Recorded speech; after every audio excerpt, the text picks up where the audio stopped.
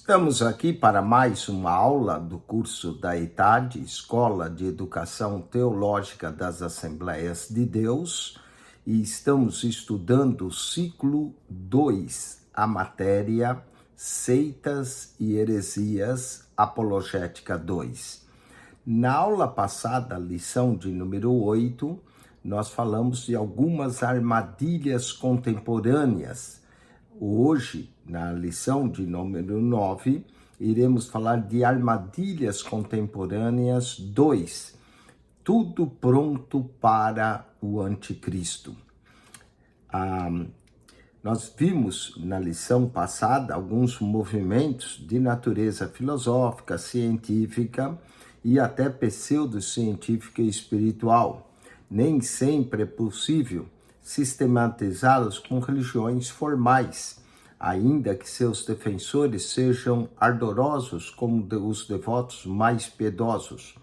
Contudo, o que se desenha após nós como resultado dos estudos que estamos fazendo é que movimentos como o darwinismo, o pós-modernismo, o ecumenismo, a nova era, o secularismo e a própria religião, são a nova era, são a própria religião do anticristo. Sim, o espírito do anticristo está presente nesses movimentos e eles o promovem. Chamamos a esses 4 movimentos específicos de armadilhas contemporâneas, pois foram forjadas em nossos dias para desafiar a nossa geração de servos de Deus. Escatologicamente, estamos vivendo os dias finais da igreja sobre a terra. Logo, Cristo virá nos arrebatar. Até lá, muitos de nossos companheiros de culto serão levados a desviar-se da fé em Jesus, por conta dessas armadilhas contemporâneas presentes em nosso caminhar diário. Vamos ao esboço dessa lição de número 9, onde vamos abordar o ecumenismo. No texto 1, depois nós vamos no texto 2 falar notas históricas do ecumenismo.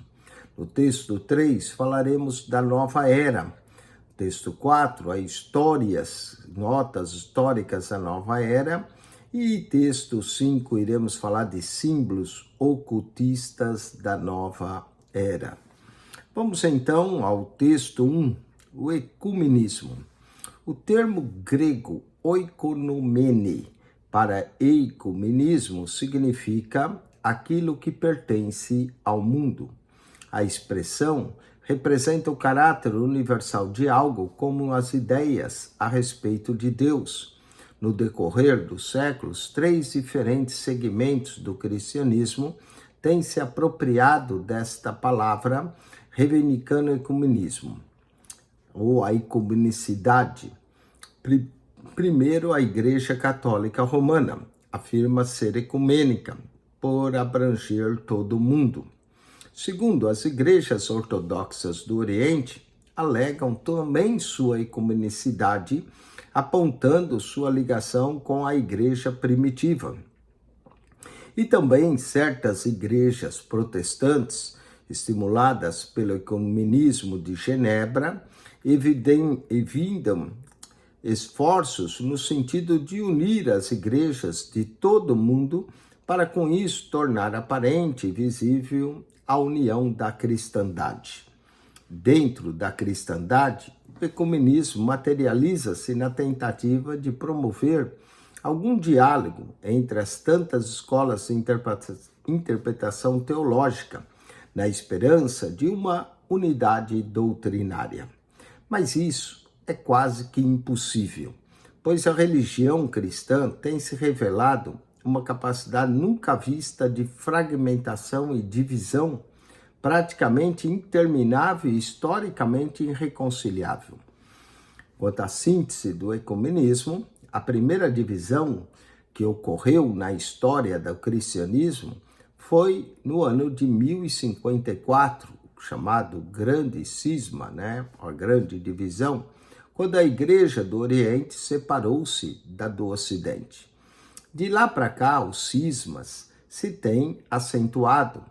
Existem muitos títulos sobre controvérsias teológicas e diversas variações sobre o mesmo tema, mas não há um trabalho sequer que demonstre algum universalismo entre os cristãos. Praticamente não há conciliação doutrinária entre cristãos. Por exemplo, nem todos os trinitarianos são pentecostais. Alguns pentecostais são modalistas. Há modalistas também não pentecostais. Há não pentecostais calvinistas e calvinistas pentecostais. Em parte, e por isso, desdobram-se as variações doutrinárias e teológicas. Em parte, o movimento ecumênico pretende algum tipo de conciliação entre os próprios cristãos, mas ecumenismo não é apenas isso. Vamos ao ecumenismo cristão. O movimento chamado de ecumenismo moderno nasceu em 1910 e desdobrou-se na formação do Conselho Mundial das Igrejas. Inicialmente, era um total de 140 grupos cristãos que se reuniam sobre uma forte declaração áurea, a confissão de que o Senhor Jesus é Deus e Salvador, conforme as Escrituras afirmam. O problema é que cada um pessoalmente tem buscado dizer sob a sua ótica o que é que as Escrituras afirmam.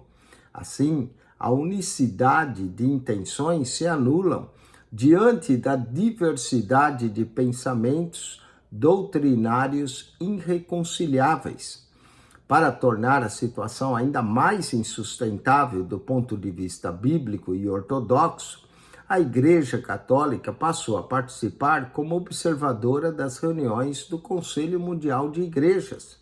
Haveria como conjugar a mariolatria, o calvinismo, o arminianismo e o pentecostalismo em uma confissão ecumênica e biblicamente válida? Temos certeza que não. Fosse o ecumenismo apenas isso que apresentamos, já seria bastante para implodir o edifício do cristianismo. No entanto, o ecumenismo é bem mais letal em suas propostas. Vamos ao ecumenismo religioso. O Conselho Mundial de Igrejas, apesar de aparentemente piedade e tolerância religiosa, se diz ser desejável, tem se esforçado para ampliar o poder destrutivo do já potencialmente maléfico ecumenismo cristão.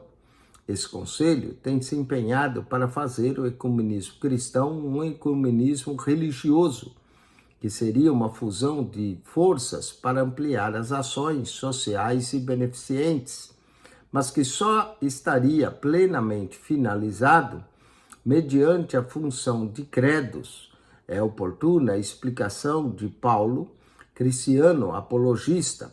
Filosofia que permite ao Conselho Mundial de Igrejas fazer essa tentativa é o pluralismo. Essa filosofia defende a pluralidade da verdade, ou seja, que não existe uma verdade absoluta, mas sim verdades diferentes. A ideia de converter alguém às suas próprias convicções é politicamente incorreta. A chave está na valorização da negociação e da cooperação, em lugar de se tentar provar que se está certo ou errado. O pluralismo religioso, por sua vez, prega o abandono da arrogância teológica do cristianismo, que nega que existe verdade religiosa absoluta e exalta a experiência religiosa individual como critério último para cada um. A ideia de cristãos tentarem converter pessoas de outra fé ao cristianismo é absurda. Vamos aos exercícios. Assinale com X a alternativa correta. Entre as diversas armadilhas disseminadas por Satanás na atualidade, encontra-se o ecumenismo, cujo propósito é a unidade doutrinária das igrejas cristãs. Entre os reivindicantes, podemos destacar a Igreja Católica, sob a alegação de abranger todo mundo, as igrejas ortodoxas e algumas igrejas protestantes. Todas estão corretas aqui. Letra D, todas estão corretas. 9.2. A conciliação doutrinária entre cristãos mostra-se inexequível desde o ano de 1054 depois de Cristo, quando houve o grande cisma entre a Igreja do Oriente e do Ocidente, fruto de controvérsia fruto de controvérsia teológica, que está aqui, né, e fruto de controvérsia está aqui, todas aqui estão corretas. Vamos a 9.3. Nascido em 1910, o ecumenismo moderno deu origem ao Conselho Mundial de Igrejas, que no início eram 140 grupos cristãos reunidos sob a declaração de que o Senhor Jesus é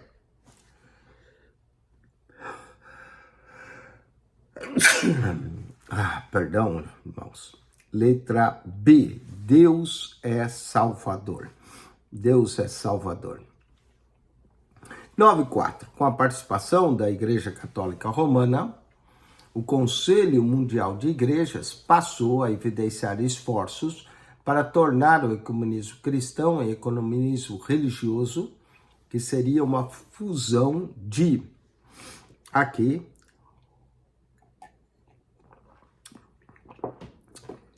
todas estão corretas. Todas as alternativas estão corretas. Vamos ao texto 2. Notas históricas do ecumenismo. Após vários anos de relutância contra o ecumenismo proposto pelo Conselho Mundial de Igrejas, as igrejas ortodoxas da Rússia, Bulgária, Romênia e Polônia tornaram-se membros daquele conselho, enquanto que a Igreja Católica Romana, até então, era indiferente e até mesmo suspeita, e vem demonstrando um profundo interesse pelo Conselho Mundial das Igrejas. Na Assembleia do Conselho Mundial da Igreja, reuniu-se em Uppsala, Suécia, em 1968, os 15 observadores oficiais da Igreja Católica Romana, e foram aplaudidos calorosamente. Inclusive, um deles chegou a dizer que esperava o dia que a sua igreja, isto é, a Igreja Católica Romana, se tornasse membro efetiva do Conselho Mundial das Igrejas. Para todo mundo onde o Conselho Mundial de Igrejas tem suas filiais, os católicos romanos e protestantes estão se aproximando cada vez mais, mas unindo-se em muitos projetos e atividades eclesiásticas. Hoje é muito comum ouvir acerca de cultos de outros eventos religiosos celebrados por sacerdotes católicos, celebrados por pastores protestantes ou vice-versa. O movimento ecumênico é um dos mais divulgados movimentos religiosos da atual fase da história eclesiástica. Por isso, faz-se necessário tratarmos do assunto para podermos, com convicção, tomar posição a respeito. No Brasil, o ecumenismo tem lançado suas bases através do Conselho Nacional de Igrejas, da qual já fazem parte as igrejas luterana, episcopal do Brasil, cristã reformada e a católica romana. Propostas do ecumenismo.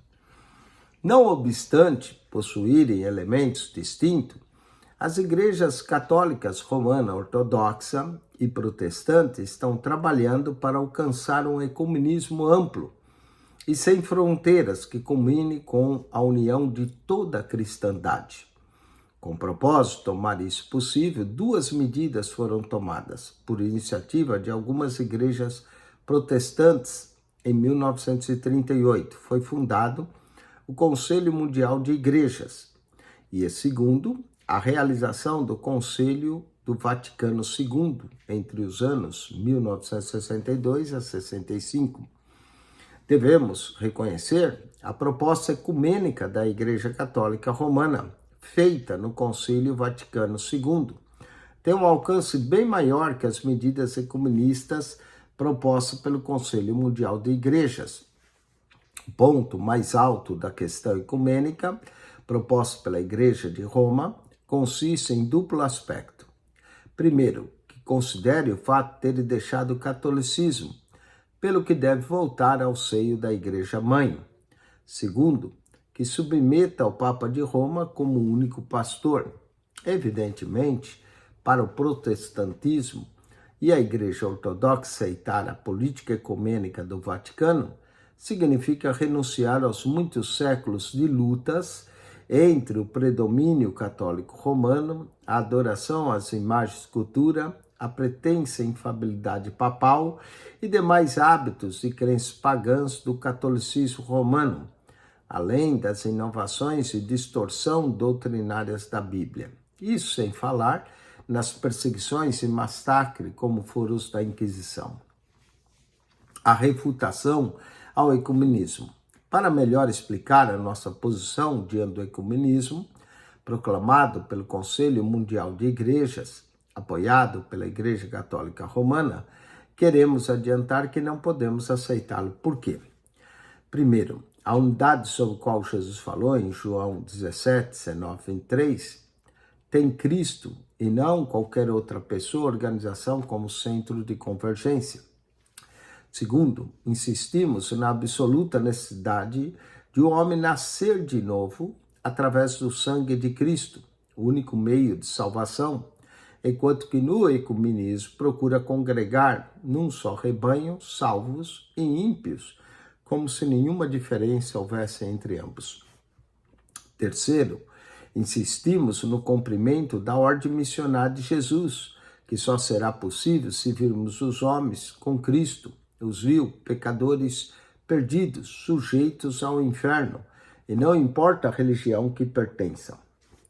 Quarto, insistimos na unidade da igreja invisível em torno de Jesus, mas sob a direção do Espírito Santo, independente dos esforços da política humana possa fazer.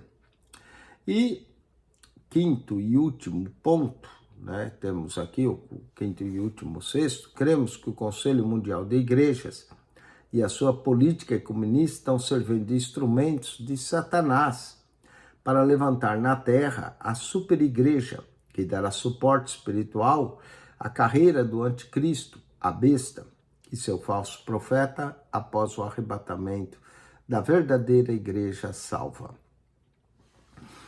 Vamos associar a coluna A à coluna B. Por seu intermédio, católicos e protestantes vêm se aproximando cada vez mais em torno de atividades e projetos eclesiásticos. Aqui, letra C, movimento ecumênico. Letra C, 9.6, figura entre os mais divulgados da fase atual da história eclesiástica. Figura entre os mais divulgados da atual história eclesiástica, nós podemos colocar o Conselho Mundial de Igrejas. Vamos, aliados à Igreja Ortodoxa e Protestante, trabalha para alcançar um comunismo sem fronteiras, culmine na união de toda a cristandade. Aqui seria a união, aqui seria o Conselho Mundial de Igrejas, Conselho Mundial de Igrejas. Apresenta uma proposta de comunismo bem mais abrangente que a proposta feita pelo Conselho Mundial de Igrejas, a Igreja Católica Romana.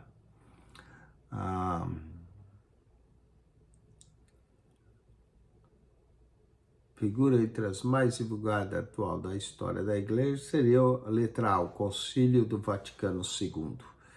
Muito bem, vamos ao texto 3, a Nova Era. O movimento chamado Nova Era não é um culto litúrgico organizado, mas sim é um movimento, na verdade, uma escola filosófica, religiosa e ocultista.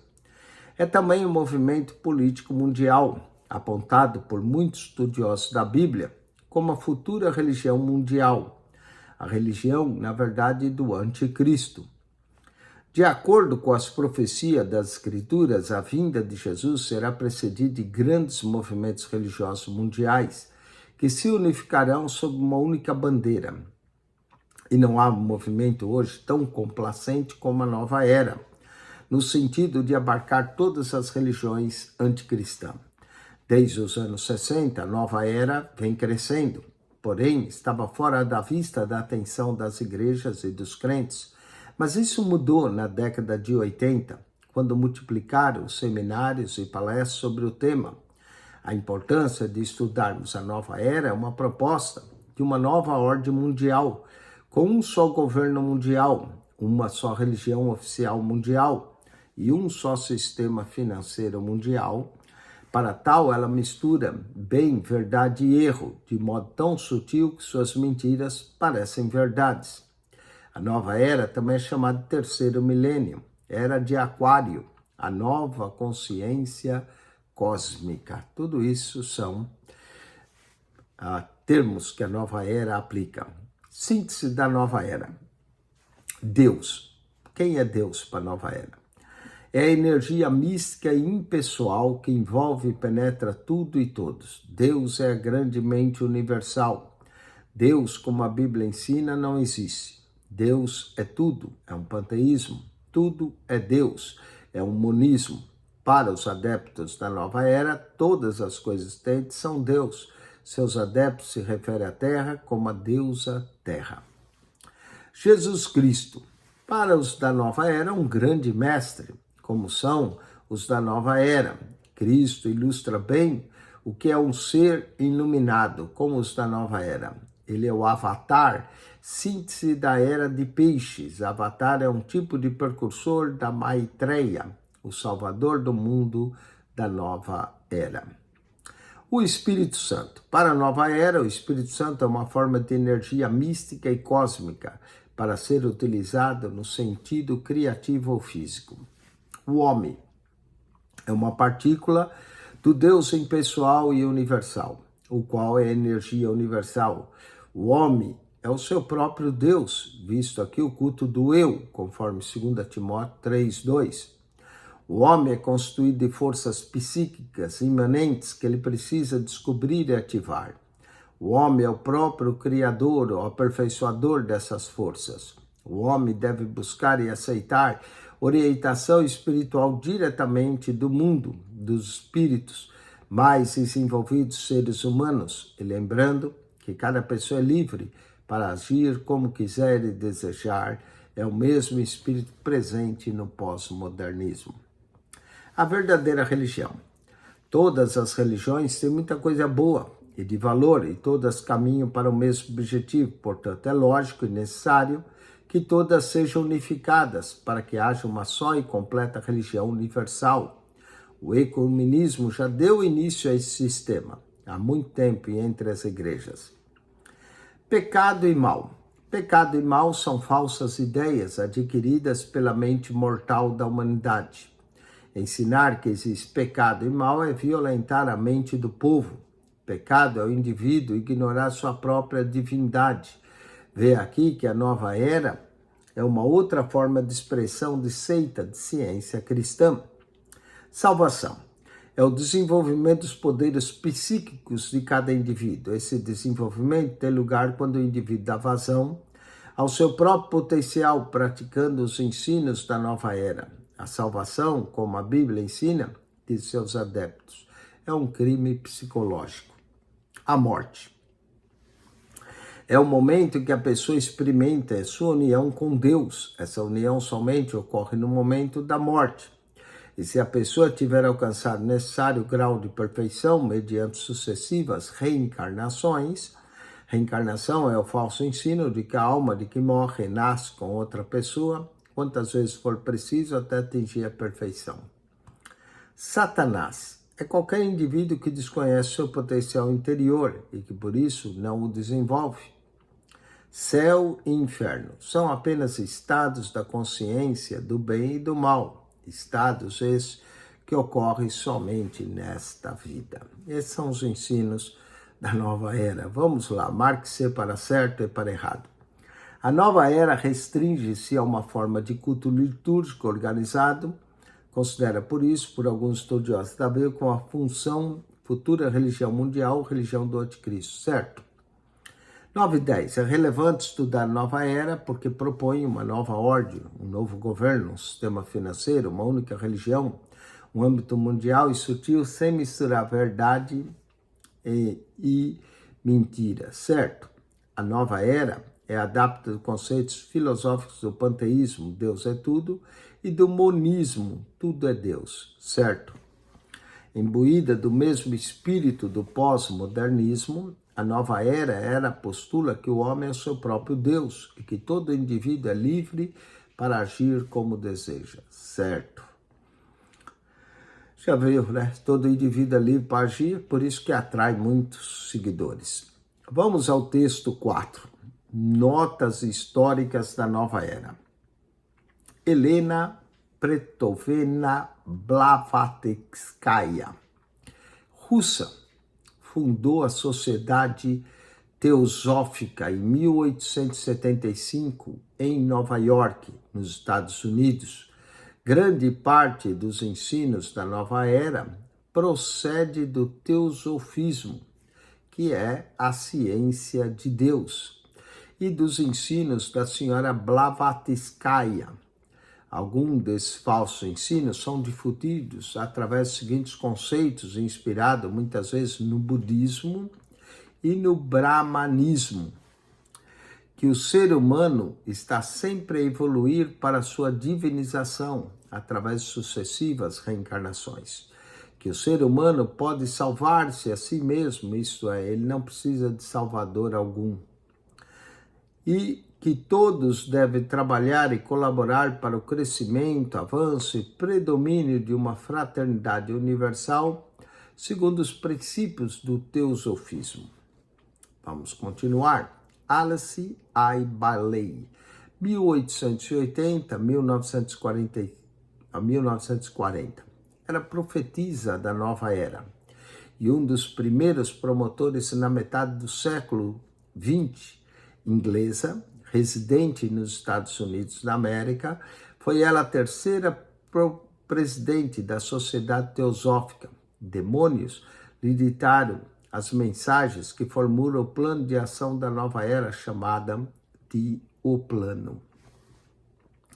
Marilyn Ferguson, autora do famigerado livro A Conspiração Aquariana, publicado em 1980, é o que podemos chamar de o livro de culto da nova era. Nessa obra, o plano é exposto com estardalhaço.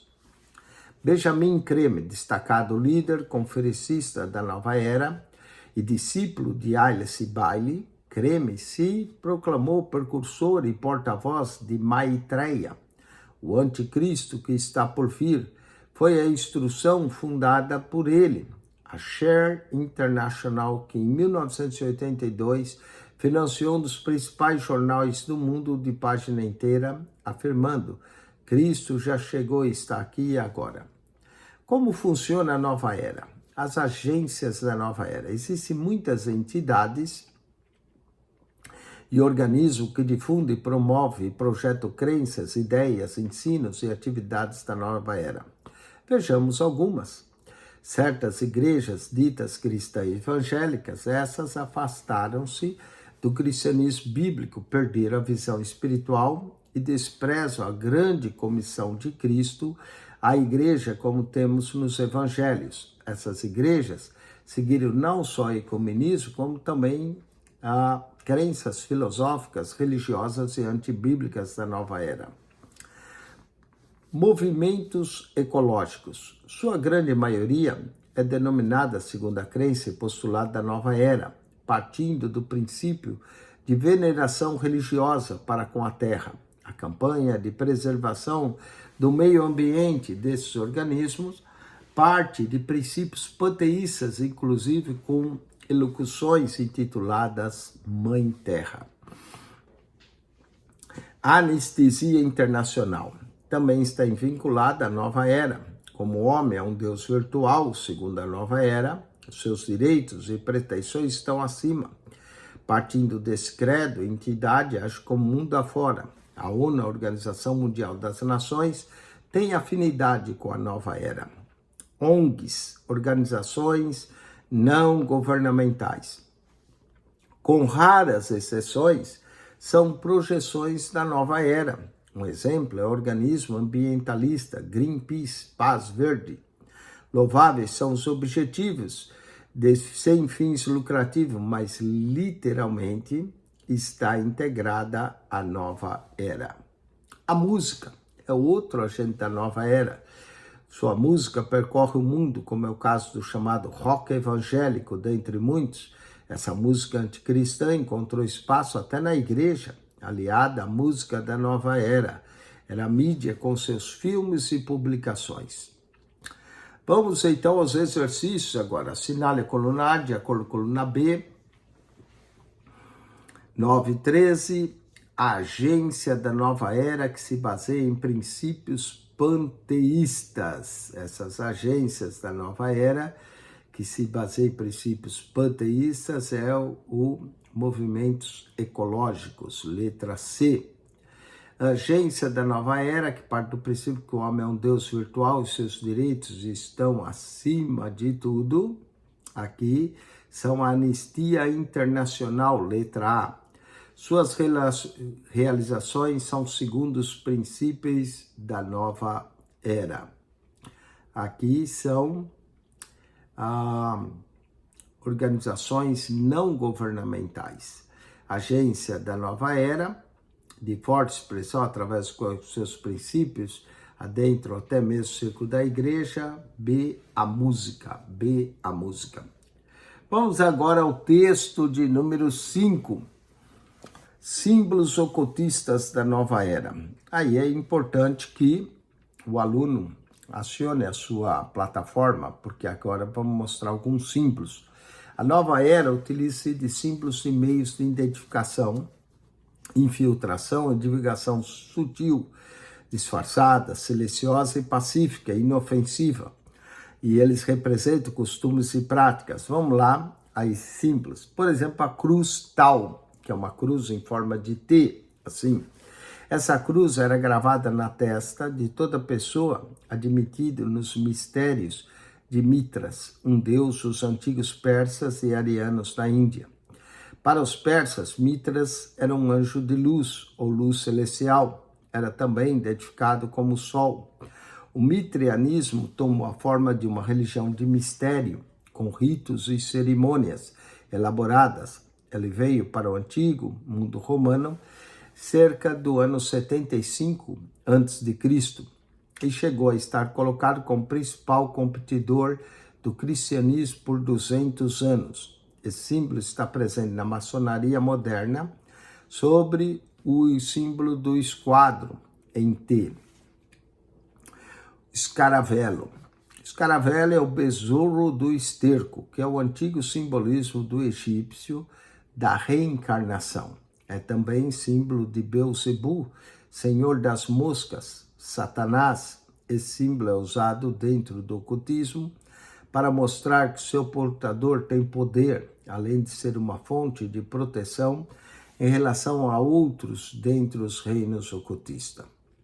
A cabeça de bode, com uma pentágono na testa, o deus chifrudo, o bode de Mendes, Baphomet, deus das bruxas, o bode expiatório. Essa é a maneira satanista de zombar de Cristo, como o cordeiro que morreu pelos pecados da humanidade.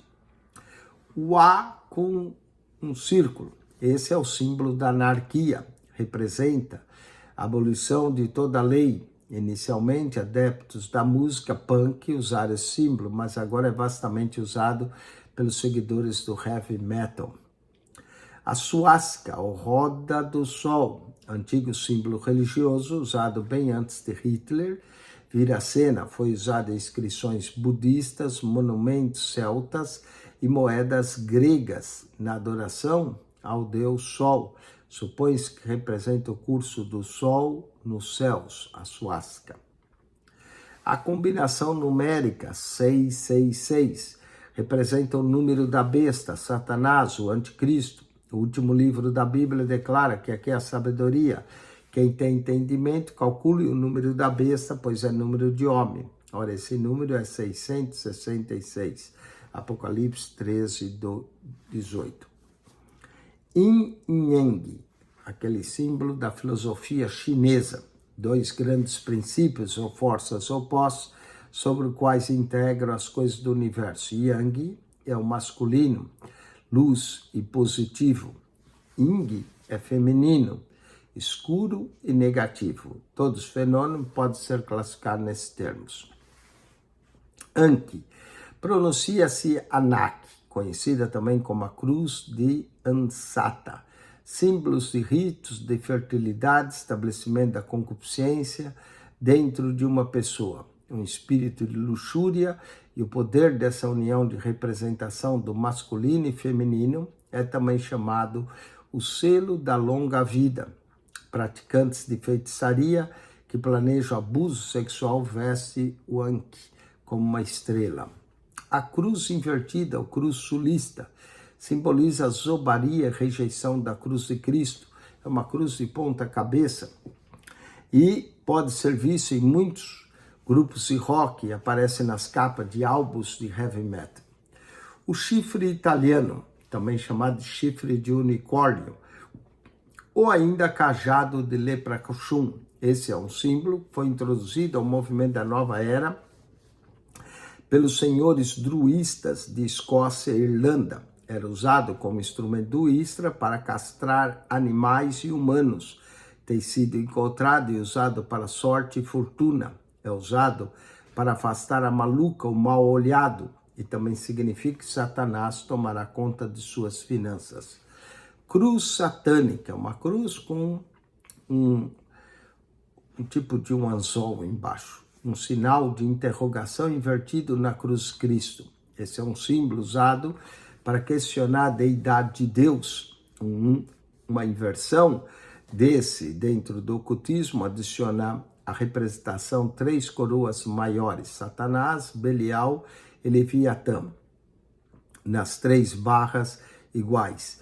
A esfera do centro é o núcleo que combina as entidades separadas a um poder completo sobre Lúcifer. O S satânico, ou S quebrado, que parece um raio, é símbolo da nova era, representa e significa destruidor. Na mitologia grega era a arma de Zeus. Esse medalhão é usado para dar poder sobre os outros. Esse símbolo foi usado como SS da temida Alemanha nazista. A estrela crescente, a estrela e o crescente. Aqui mostra a deusa lua Diana e a estrela da manhã de Lúcifer estão representados. Esse símbolo pode ser achado tanto na magia branca como no satanismo. O pentagrama, a estrela de 5 pontas, simboliza a estrela da manhã, um nome que Satanás tomou. Esse é o símbolo usado na feitiçaria e rituais ocultos. O Dijá, o olho que vê tudo.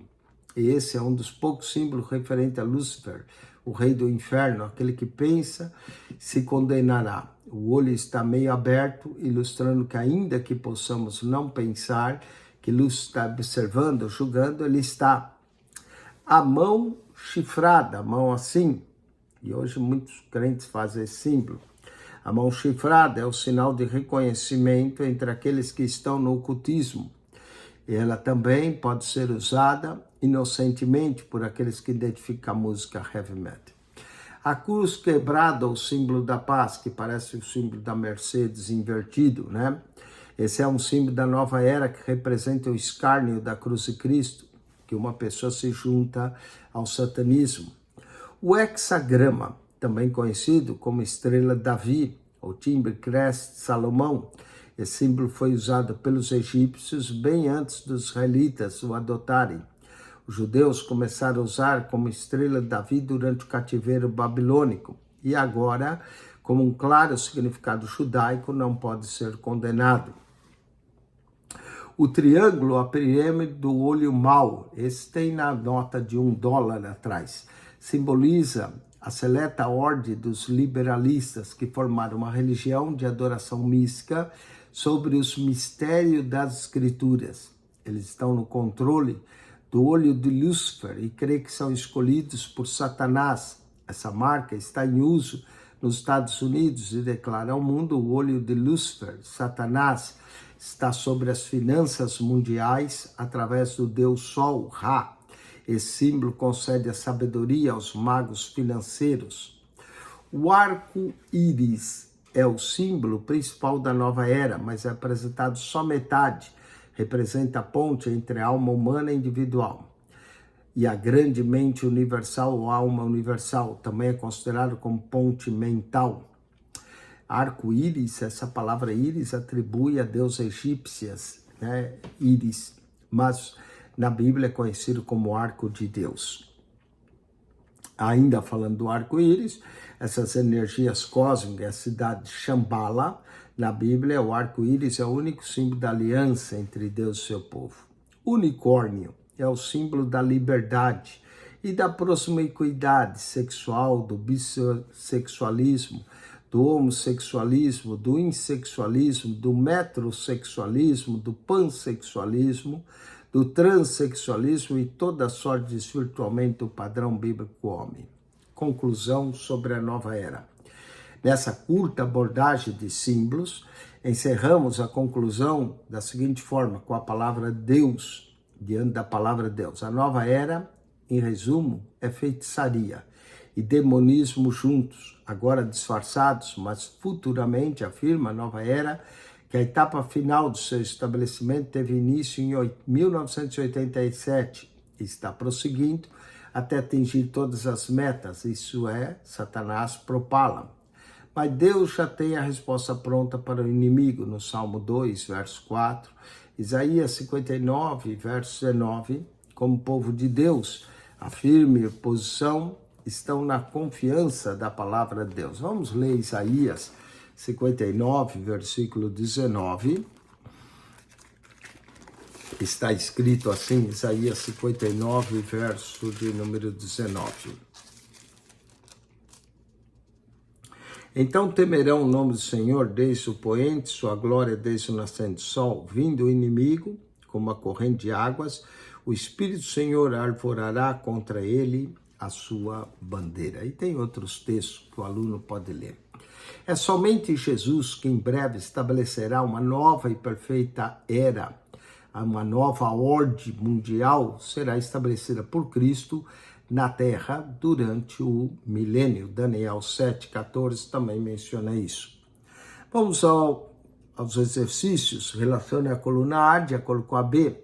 Símbolo ocultista por meio do qual a nova era zomba de Cristo como cordeiro que morreu pelos pecados do homem. Aqui a cruz invertida, letra D. Símbolo ocultista da nova era que representa a abolição de toda a lei, é anarquia, letra C. Símbolo de zombaria, rejeição da cruz de Cristo, usada pela nova era.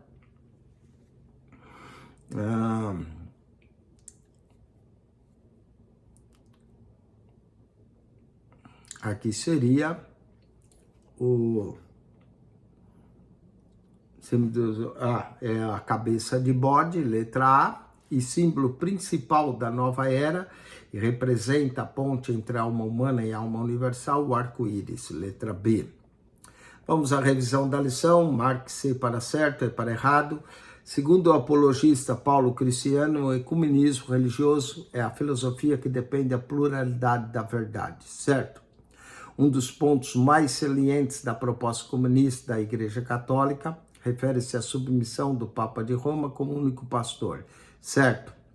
Segundo o credo da nova era, constitui pecado o indivíduo ignorar sua própria divindade, certo? A sociedade teosófica defende que todo indivíduo necessita de um salvador, errado. A cruz invertida, um dos símbolos da nova era, é usada como forma de questionar a deidade de Cristo, certo? Com isso, nós concluímos a lição 9, seitas e heresias. Tire um pequeno intervalo e daqui a pouco nós voltamos para a lição 10 e o teste 5 da matéria Seitas e Heresias, Apologética 2, ciclo 2 da ETAD. Vamos agradecer. Pai, graças te damos por essa lição e por abrir os nossos olhos contra essas seitas, esses movimentos contemporâneos que tenta desacreditar a tua palavra. Ó Deus, tem misericórdia das almas, para que elas não se percam por esses movimentos e que o Senhor Jesus seja o Salvador de todos os homens, conforme nós cremos e proclamamos. Assim oramos e lhe agradecemos. Amém. Deus te abençoe e acione nosso canal no YouTube, o canal da Bíblia, PR Eugênio Piacentini. Se você não é aluno, assistir a aula só por curiosidade, Deus te abençoe. E para os alunos, tire 10, 15 minutos e voltamos daqui 10 minutos para a última aula do curso Seitas e Heresias Apologética 2.